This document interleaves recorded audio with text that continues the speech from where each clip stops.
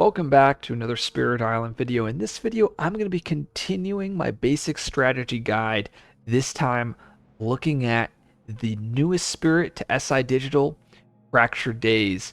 Now let's start this and see how this is going to play. Oh, that is pretty cool. I feel like I'm entering the Matrix there, and I now have to gain a time, and I'm going to explain all of this in a minute. We have Jungle as the starting explorer. Okay, let's dive deep into this very high complex spirit. So, as you guys know, if you've followed my tier list or if you've seen posts, this is the spirit that I believe is the strongest spirit in Spirit Island. It is so powerful, it can do so many broken things, and it's a lot of fun to play. The setup here, it's going to be 3 presents on your starting board, 1 in the lowest number land with 1 Dahan, and 2 in the highest number land without Dahan. So we're going to start in B1 and in B6 here. It says deal 4 minors and majors face up as your initial Days That Never Were cards. In a 1 or 2 player game, you instead deal 6. And that's what those cards that were coming from the decks were. Those were for my Days That Never Were. And I'm going to explain what that is in a little bit. It then says in a 1 player game, gain 1 time. And that's what I did here. I gained a time. And I'm going to explain what time is in a little bit as well. This is one of 4 very high complex spirits in Spirit Island. Looking at the summary of powers, we have a lot of utility, a decent amount of defense, no fear or offense, and a little bit of control. So Fractured Days is mainly going to be that utility spirit, and you're going to have these other resources that you need to convert into your offense, your fear, your defense, all of that. Let's flip the spirit board over, and we have 2 special rules. The first one is Fragments of a Shattered Time. It says each presence on this ability represents 1 time. Many of the powers require time as an additional cost. Spend it when you resolve the power. When you gain time, put 1 presence here from your presence tracks or optionally the island. Pretty much it's always your tracks. So when you spend 1 time, return it to the presence tracks. Or if you have no free spaces, destroy it. And that's what I did at the start of the game. Because I'm in a 1 player game, I get to gain 1 time. And that's what you see here. So I gained a time. I always choose to go from top track. That's just how I do it. Okay, so Days That Never Were. It says your 3rd growth option lets you gain any 1 power from a special set of cards you create during setup. And that's what we talked about earlier. In a multiplayer game of more than 2 players, you're going to get 4 minors and 4 majors. Because I'm in a 1 player game, it's going to be 6 cards. So my 3rd growth option, my G3, allows me to gain cards from the Days That Never Were. This is essentially you looking into the future, and that's, I think, the theme behind it. And then it says, when you gain a power card any other way, you may add 1 unchosen card to this set. So when you gain a minor card, 1 card goes to your hand, and 1 card goes to your days. And the same would be for majors. If someone hits you with a power boon, all of that, you always get to have 1 card go into your Days That Never Were. Some of Fractured's power is the days, allowing you to essentially build a plan without drafting in advance. It can go a long way. Okay, let's look at our growth options. We are a 0-1-1. Our first option gains as an air element, reclaims all, and then gains 2 time. Remember, when you're gaining time, the presence is going to go over here, and you can spend that time later.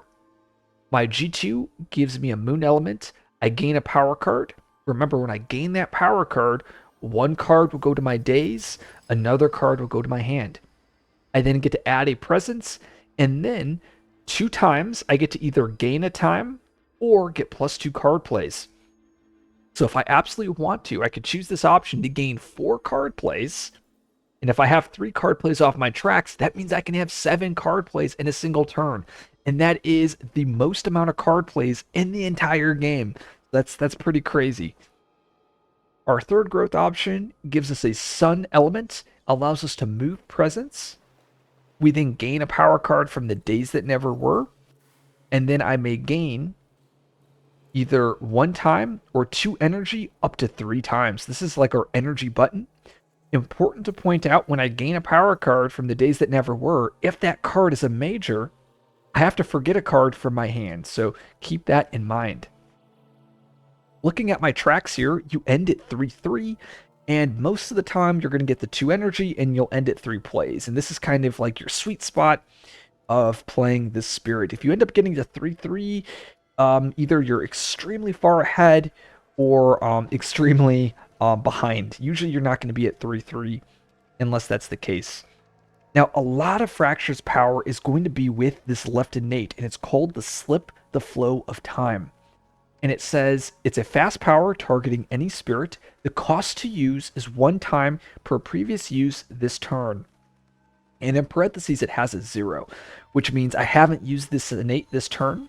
So the first time I use this innate, it will cost me 0 time this turn.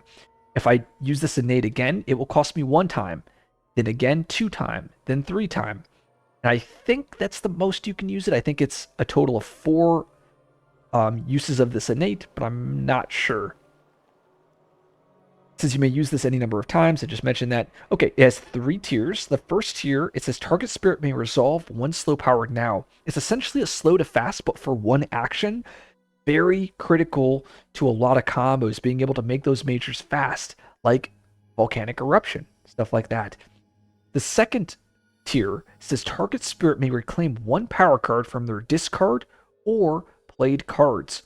And then it tells you, remember, you lose the elements. And this is the most commonly messed up rule for Fractured Days. Because when you reclaim a card that's in play, you lose the elements, which means you might not be able to have the elements to play the card. And a commonly missed rule in Spirit Island TTS. The third tier allows target spirit may play a power card by paying its cost. So essentially what this innate is doing is you get to reclaim a card and then play a card. And you can target other spirits, and you can really abuse support powers or just anything. Powerful majors, there's so much combo potential. This is where the spirit is broken. It's this left innate. And honestly, this is why the spirit is so much fun. Let's see, am I missing anything else with this? I think that is it so far. Remember, the number of time it costs is going up in a single turn. The sweet spot is using this innate at least once every turn, maybe 2 or 3 times. The last thing about this innate is the card that you're reclaiming doesn't have to be the card that you play. So you could reclaim a card and play a different card. Very cool synergy. Now, the right innate here, Visions of a Shifting Future, it's a slow power targeting yourself. It says, look at the top card of either the Invader deck or the Event deck. Return it, then shuffle that deck's top 2 cards. The second threshold says, instead of returning and shuffling, you may put that card you looked at on bottom of the deck. So it allows you to get rid of maybe a nasty Event or a nasty Invader card. It says you may not do this for cards specifically placed during setup. So an example would be like the Coastal card versus Scotland. I'm trying to think. There's like maybe this. I think the stage 3 from the Prussia card you cannot move. There's a couple of things that you can't alter. Now this innate here, it actually matters quite a lot. But the spirit is so strong, you don't even need this innate. And there's a player in our play group that has been grinding Fractured for the last couple months, and they just said they ignore the right innate. They just think it's just extra text, and they're just doing phenomenal. So I mean, it's not flavor text. Like it matters. It's just you don't need it. Okay, let's look at our 4 uniques. Our first one is Absolute Stasis, a 1 energy, Sun, Air, Earth. The cost to use is 1 time, and it's a Sacred Site 2 range, fast power. And it says, until the end of the slow phase, target land and everything in it cease to exist for all purposes except checking victory and defeat conditions. This card is essentially a skip card that also isolates the land. So a very powerful card. It's important. It has that Sun and Air. You're going to notice with Fracture Days, with the Slip the Flow of Time, the most important tiers are the second and the third. And as a result, that means your G3 is going to be a little bit better than your G2. And you're going to notice that at the more and more you play this spirit. So you're mainly looking for Sun Air cards, and that's why this is such a critical card. Blur the Arc of Years. This is a perfect element card, Sun, Moon, Air. This card is so freaking good, and it's so flexible. It's a fast power, one range. As if no Dahan or invaders are present, you get to remove the blight. If invaders are present, they build and then ravage. If Dahan are present, add a Dahan, push up to 2 Dahan. And then you may repeat this card once by spending a time. So a very flexible card can be used as blight healing, Dahan add, Dahan movement, and it also can cause ravages. Excellent for instruments of their own rune, which is that really powerful major card that can just do some nasty, nasty stuff here. I wish I had. Oh, here it is. Instruments of their own rune. You have this card thresholded. You can essentially start a ravage and then have that land destroy everything around it. Just a very cool thing. And you're going to notice Fracture just has so many freaking combos with majors and minors. It could just do so many busted things. Okay, Pour Time Sideways. This is a 1 energy fast power moon, air, water. It costs 3 time. Move one of your presence to a different land with your presence on the board moved from. During the invader phase, resolve invader and each board, each land actions 1 fewer time. On the board moved to, it does it an additional time. So essentially, if you have multiple boards, you can move onto the other board, cause that extra board extra actions, but on your board, it would skip actions. And the whole point of this card is to, if you're really far ahead, you can shut off a board, and then the other board you can double up the problem lands. On the flip side, if you have a board that's going that's burning down, you can just double it on a weaker board and let that burning board take a day or a turn off. I was going to say a day off, a fractured days off, but a turn off. This is a card I tend to forget, and it's probably Fracture's weakest card. Not probably, it is Fracture's weakest card, and that's because it's lacking that sun here, and it tends to not do anything. On these two cards, there's a lot of text. This card in a multiplayer game doesn't do anything, but it costs 0, and it has that sun moon. Really, if we had to balance the spirit, I would probably make Pour Time Sideways the perfect element card, and I would get rid of the sun off the blur the Arc of Years, and I think that would go a long way to balancing out the power. But yeah, this is your weakest card. The most value I have from this card is forgetting it for Years of Little Rain because it has water, and that's that one event here. Oh, I can't see the event deck, darn. But like forgetting it for events like the like Years of Little Rain or Rising Interest, it's just a great forget card. Or for majors, of course. Okay, the pass returns. It's a 0 cost Sun Moon. Cost to use is 1 time and pay 1 energy. Now, this up here, it doesn't say it here, but this top part scales with the player count. So in a 5-player game, it's going to cost you 5 time and 5 energy, and that's why this card is not good. In a solo game or a 2-player game, this card actually is pretty valuable because I think the what it's doing for the price is good. But in a larger game, spending 4 or 5 time for this is just not worth it. Oh, and I didn't even tell you what it does. So it says swap the top card of the invader deck with a card in the invader discard that is within one invader stage. So that means if I'm in stage 2 here, I can flip a stage 1 card that's in discard with that stage 2. Pretty decent with like stage 3s, as you can go from dealing with 2 terrain types to going down to 1 terrain type. But once again, the biggest thing that's holding this card back is it's capped. If this maxed at 3/3, I think it would see a lot more play. Well, I shouldn't say a lot more play. I mean, you play this card a lot. It's just the card, just you play it because it's a 0 cost on element. If you can find some of the cards in the minor deck that have that, like a Sun Moon card that's 0 cost. I'm looking for Portents, for instance. Like Portents here, Portents of Disaster. You'd rather just play this card, right? Or you would rather play, where is it? A Sun Moon. I guess Illusions of Danger costs an energy, but you guys get the point. Okay, so I've just rambled a ton, and it's already been 15 minutes. Let's crush the invaders here. Let's see what we get. let's take a look at the days that never were that I have here. And I wonder if, so I guess the only way I can see the days looks like is over here. Okay, so a lot of times with this spirit, I love to choose my third growth option first. And the main reason is I like to gain a ton of time, and I like to look through my cards here and find a card that will interact with the board state. So I'm looking at my days. I see I have Called the Dahan Ways, this nice moon card. I have Call to Migrate. I have Disorienting, Infested, Renewing Rain, Sky Stretch. So Sky Stretch normally is a great card, but we already have Slow to Fast over here on my left innate, so I'm not too excited about that. Usually I wanted to look for a Defend, which I don't have, or a card that disrupts lands. And wait a minute, I do with Disorienting Landscape, because Jungle came up. So I'm looking at this and I'm like, Disorienting Landscape, that's my card. Another option is I could go with Call of the Dahan Ways I would like instead. So I've already told you what I'm going to do here. I'm going to choose my G3. I'm going to choose to gain my card from the days that never were. I'm going to go with Disorienting Landscape here. I'm then going to move a presence. I'm looking at my presence. Board B is not the best board for us. I think what I'm going to do is move this presence over to here to get access to board Dahan lands.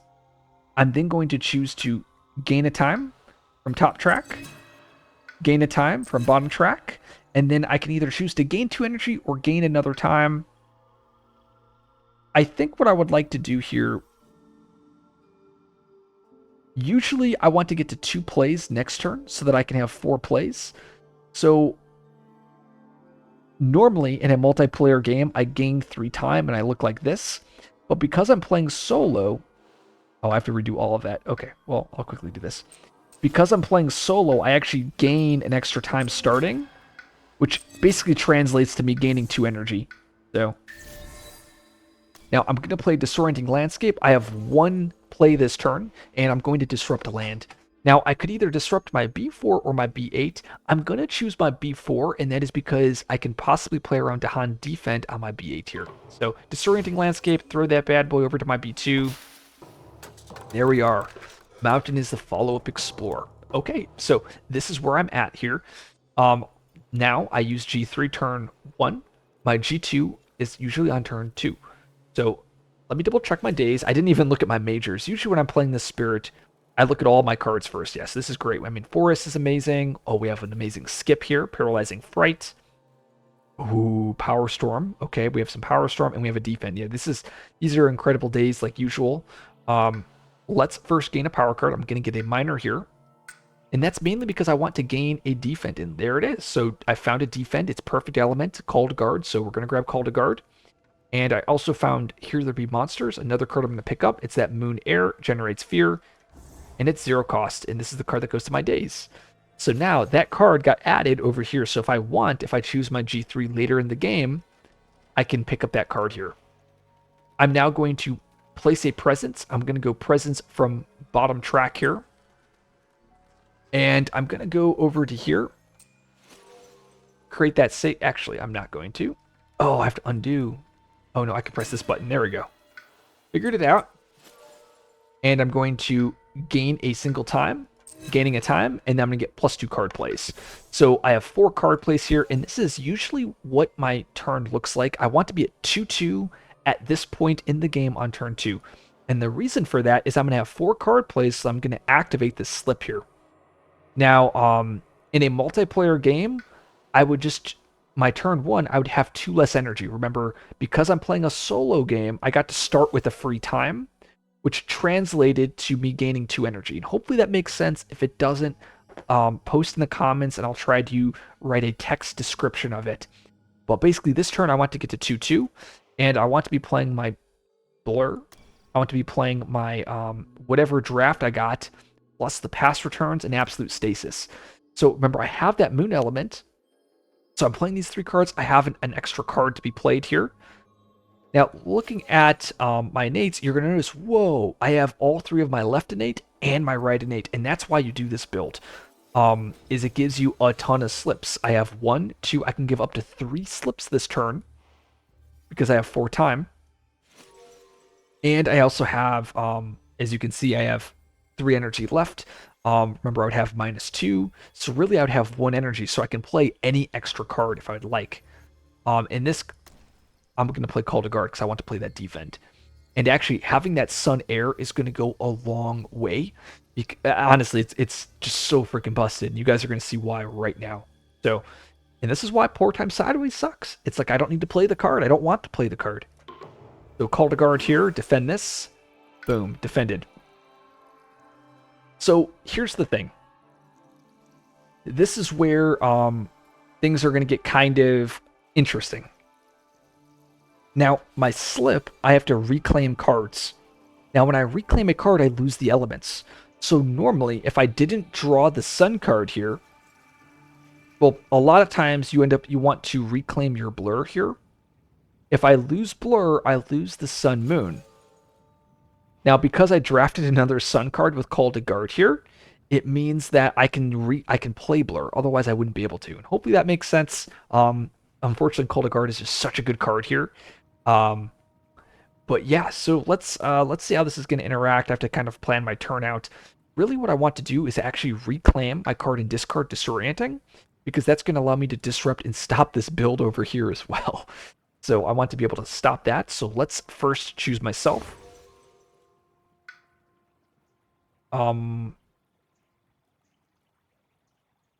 I guess I can use this. I keep using a power. Okay, good. Then I can reclaim and I can play. So I want to be able to play, and now we finish using. Oh no. So I think I don't want to press finish using powers. I should be able to. Oh, there we go. Okay, it's just in a different color. Okay, I could get behind that. We're gonna throw this explorer. I could go to the Beastland. I'm actually gonna go into. Let's go into here. That will clear there. I now have the Blur of Arc of Years. I also have Absolute Stasis. So what I'm going to do here is I am going to Absolute Stasis into my B6 here. Ooh, maybe not. I really don't need the skip. So let's actually use Blur of the Arc of Years. I'm going to use that over here into my B1.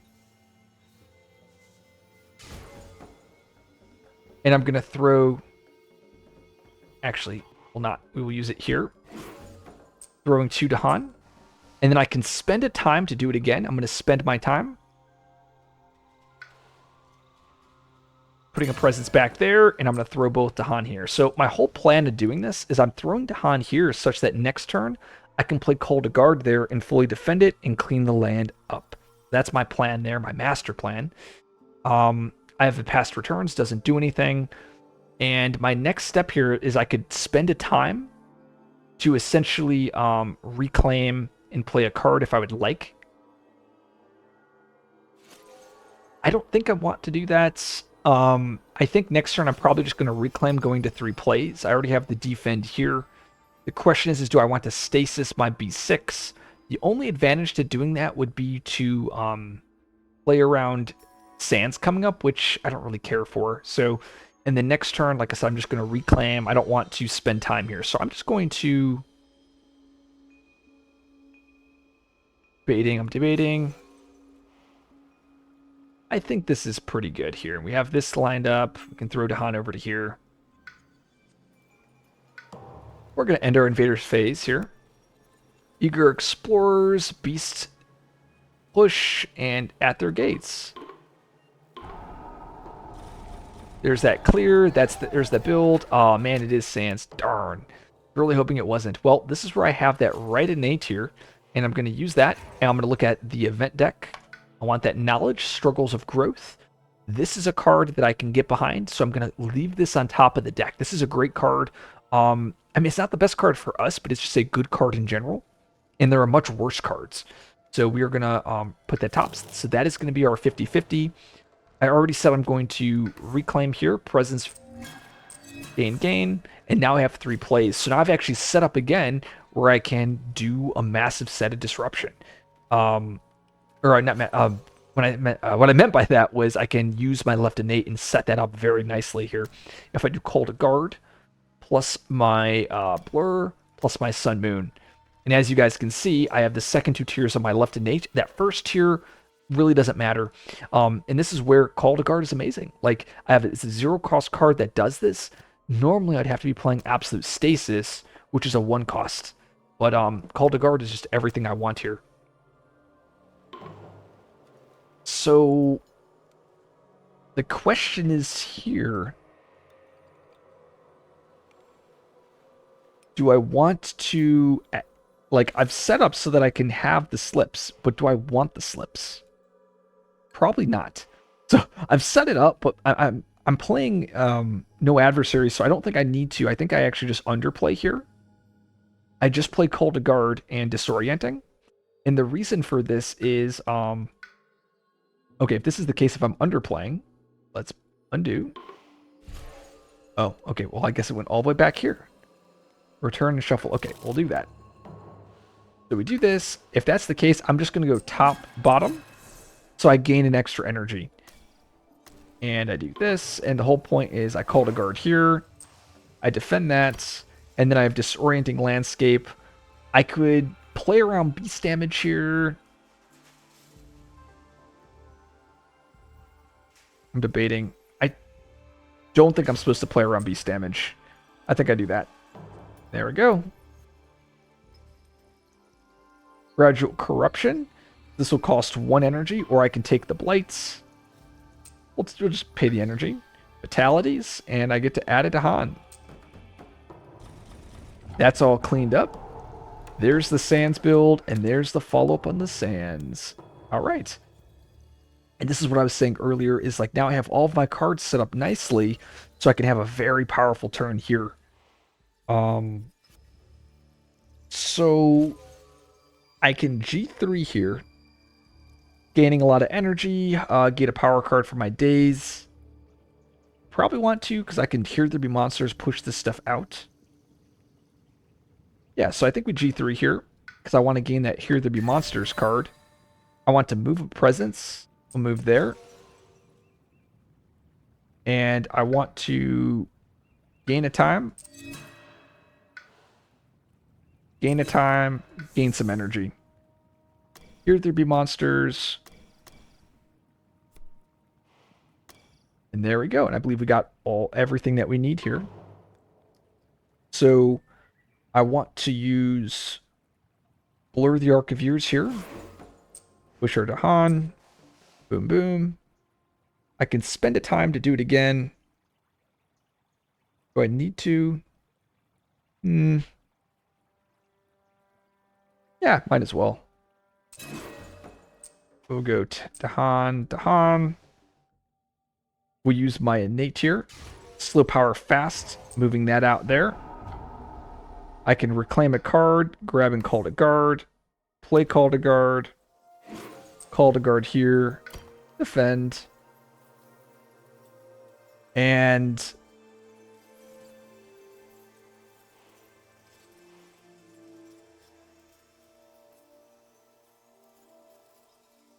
honestly, this is like the game where I would pass returns, right? Because the value of flipping, like forcing jungle here is just insane. So I guess I just use this. Go jungle on top. And I also have perfect event knowledge as well. Because last turn we didn't get the event card that I wanted it to be. So I know what event card it is. It's the defend 2. Total. I guess I didn't need to add an extra to Han here. Well, slight mistake, but I'll live. I'll be okay.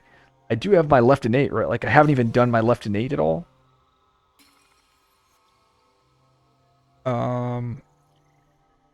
Question is can I win this turn? I know there's Han defend.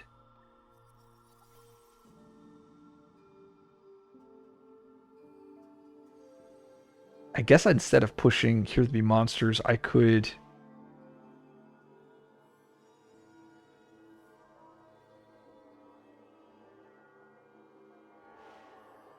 How much is this? This is 2 fear.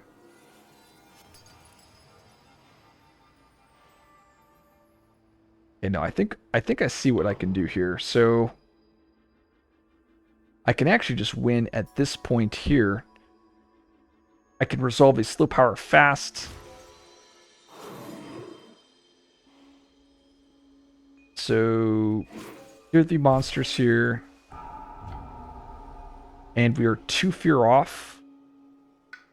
Reclaim Call to Guard, play Call to Guard, blur here, throw some Dahan. Call to Guard there. I have defend 3. And this is kind of wild, but I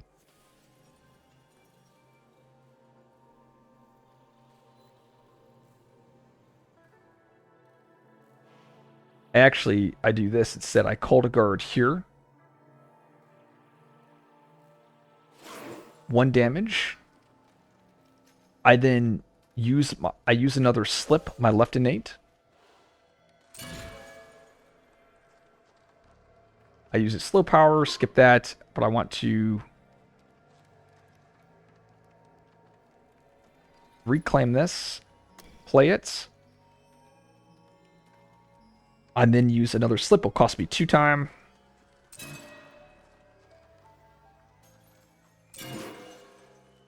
The reclaim Call to Guard. Oh, skip the power. Play the power card, Call to Guard again. Now double Call to Guard. I then use another slip, will cost me 3 time here.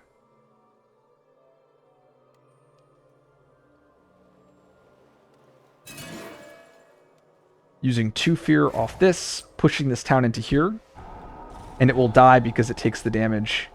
I then get to reclaim a card. And I can play the card, and we Call to Guard here. And that should win the game here.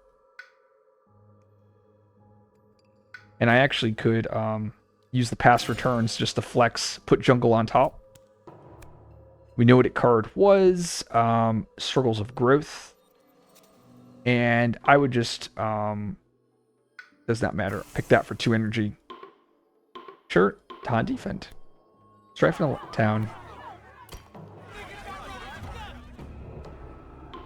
And that is it. That is GG. So a very, I mean, this is textbook Fractured, right? We're utilizing our slips with our left innate and really trying to build a plan off our cards. So we use Disorienting Landscape to disrupt multiple builds this game.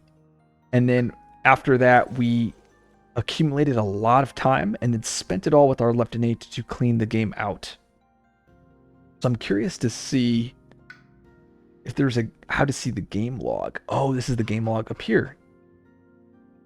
Nice. This is awesome. This is really cool to be. Oh, and I can press share.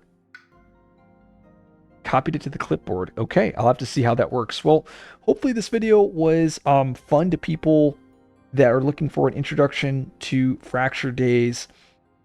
I look forward to playing more of this Spirit down the road. And hopefully you guys enjoy these Fracture Days videos. If you like this video, like and subscribe. I'll see you guys in the next video.